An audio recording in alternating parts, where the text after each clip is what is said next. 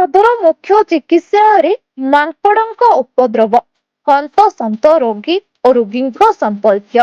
ହଁ ଆଜ୍ଞା, ଆମେ କହିବାକୁ ଯାଉଛୁ ପୁରୀ ଜିଲ୍ଲାର ପୁରୀ ସହର ବଡ଼ଦାଣ୍ଡରେ ଥିବା ପୁରୀ ସଦର ମୁଖ୍ୟ ଚିକିତ୍ସାଳୟର କଥା, ଯେଉଁଠାରେ କୁକୁର ଠାରୁ ମାଙ୍କଡ ପର୍ଯ୍ୟନ୍ତ ସମସ୍ତଙ୍କ ଉପଦ୍ରବ ପ୍ରବଳ, କିନ୍ତୁ ସୁରକ୍ଷା ବ୍ୟବସ୍ଥା ପୁରା ଢିଲା।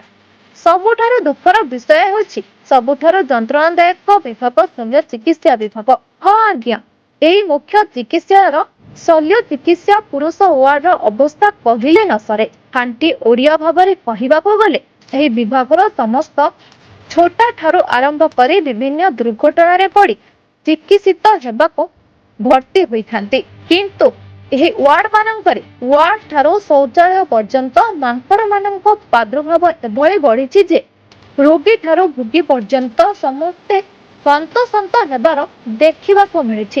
ୱାର୍ଡ ଭିତରେ ପଶି ରୋଗୀମାନଙ୍କ ଖାଦ୍ୟ ଫିଙ୍ଗା ଫୋପଡ଼ା କରିଥିବା ସହିତ ଶୌଚାଳୟ ଭିତରେ ଦିନରାତି ରହୁଥିବା ରୋଗୀ ଏବଂ ରୋଗୀମାନଙ୍କ ସମ୍ପର୍କୀୟମାନେ ଝାଡ଼ା ପରିସ୍ରା ଯିବା ପାଇଁ ଭୟଭୀତ ହେଉଛନ୍ତି। ତେଣୁ ଜିଲ୍ଲା ଚିକିତ୍ସା ଅଧିକାରୀ ଏଥିପ୍ରତି ଦୃଷ୍ଟି ରଖି ତୁରନ୍ତ ମାଙ୍କଡମାନଙ୍କ ପ୍ରାଦୁର୍ଭାବକୁ ଦୂର କରିବା ପାଇଁ ପଦକ୍ଷେପ ନେଇ ରୋଗୀମାନଙ୍କୁ ସୁବିଧା ଯୋଗାଇ ଦେବା ପାଇଁ ସାଧାରଣରେ ଆଲୋଚନା ହେଉଛି। ପୁରୀରୁ ରମେଶ ସାହୁଙ୍କ ରିପୋର୍ଟ, ବ୍ଲାକେ ନ୍ୟୁଜ ଓଡ଼ିଆ।